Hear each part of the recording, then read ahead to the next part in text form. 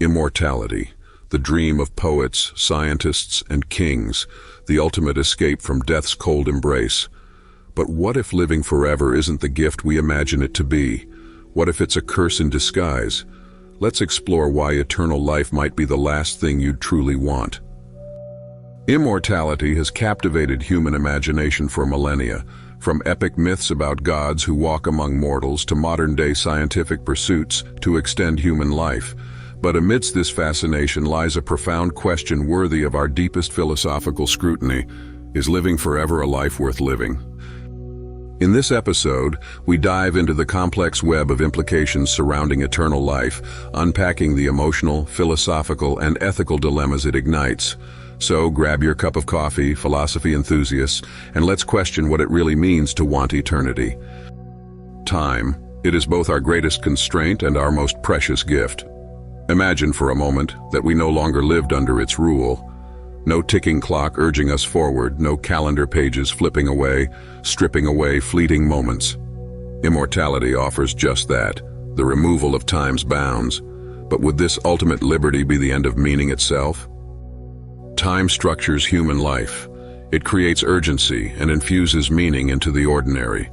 The thrill of a first kiss, the warmth of a sunrise, or the satisfaction of creating something meaningful. These moments are precious precisely because they are fleeting. Without time's constraints, would these experiences remain significant? Without an end, there is no beginning. Without a deadline, accomplishments might lose their spark. Imagine waking up each morning knowing you have not just tomorrow, but an infinite number of tomorrows. At first, the freedom might feel intoxicating. But what happens when novelty fades? Would new dreams, desires, or goals still emerge to replace old ones, or would existence dull into monotony? Beyond the poetic, this is a question of existential weight. Can life retain urgency and meaning without death? Human existence is inherently relational.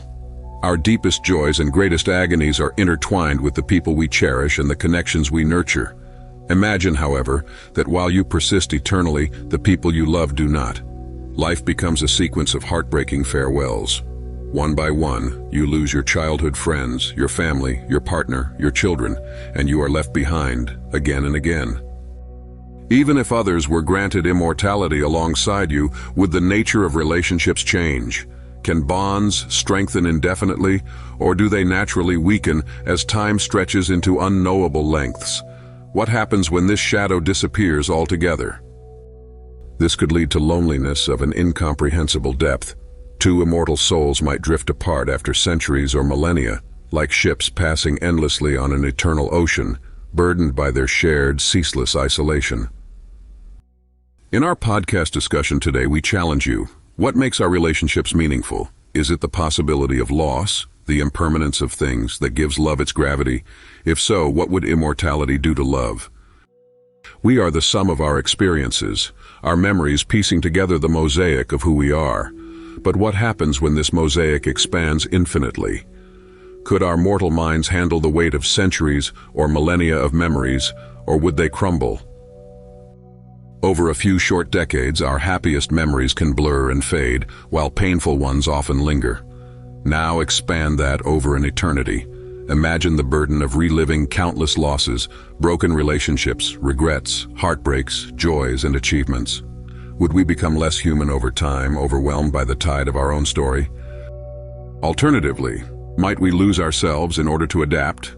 As time erodes the boundaries between our memories, does identity dissolve under the weight of endlessly expanding recollections? A central aspect of being human is our ability to forget. Forgetfulness is merciful. It creates mental space for growth, for new adventures, connections, and ideas. Immortality might rob us of this necessary mercy, leaving us trapped within the prison of unmanageable memory. Humanity thrives on challenge. It is through struggle, mistakes, and effort that we not only grow, but also discover our purpose. Mountains to climb, adversities to face, and dreams to chase. They make life meaningful. But what happens if immortality compresses all our mountains into pebbles? Picture this. In an infinite lifetime, you've mastered every skill, read every book, explored every corner of the world, and created every masterpiece your imagination can muster. Now what? Would eternity become an endless cycle of repetition? Would life's once ceaseless options narrow into a loop of monotony? If immortality strips us of struggle, does it strip us of purpose? As Nietzsche reminds us, the capacity for joy arises from our engagement with suffering and challenge. Without it, would we become stagnant, unmoving, like a river dammed into nothingness? Stepping away from personal implications, let's discuss the societal and ethical questions that immortality raises. If given the chance to defy death, who would be granted such privilege? Would immortality only be accessible to the wealthy and powerful, further widening the chasm of inequality? How would governments, corporations, or institutions regulate and control something so consequential? And should immortality become universal, could our planet sustain us indefinitely? Already Earth feels the weight of our limited lifespans. A world where eternal humans fail to leave space for the next generation could lead to devastating consequences for resources, ecosystems, and even human ingenuity. Perhaps immortality is fundamentally incompatible with fairness. Would those who live forever hold the power to dictate the lives of those who live and die in natural cycles? And what would become of societal progress as the perspectives of the old replace opportunities for the new? For philosophers, these challenges create an abyssal moral landscape to ponder. Adding immortality to the human condition could raise ethical dilemmas for which we might never find solutions. Paradoxically, it is mortality that makes life immeasurably valuable. The knowledge that our time is finite drives us to love deeply, act urgently, and infuse meaning into even the mundane moments. To live in the shadow of death is to live with purpose, understanding that life's fragility makes it precious.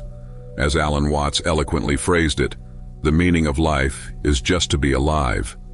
This aliveness is sharpened, not diminished, by our knowledge of its fleeting nature. Impermanence inspires us to create, to paint, to write, to innovate. It compels us to build connections, to forgive, to seek meaning.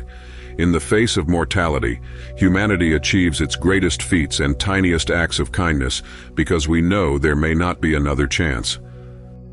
So perhaps eternity is not the miracle we should dream of. Instead, we should embrace life as it is, finite yet fiercely beautiful, fleeting yet profound. As we wrap up, we leave you with this thought. Is immortality truly the dream you want to chase? Or is it the recognition of life's impermanence, the finite nature of our days, that urges you to make every moment significant? This discussion offers no final answers, as every great philosophical question rarely does. It invites contemplation, debate, and conversation because the beauty of philosophy lies not in conclusions, but in the journey of inquiry. So, dear listeners, let us hear from you. What do you think?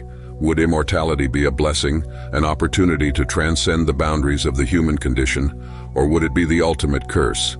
Let your thoughts wander, as they so often do in the realm of philosophy, and join us next time as we tackle another profound question about our existence. Until then, stay curious, keep questioning, and as always, celebrate the beauty of now.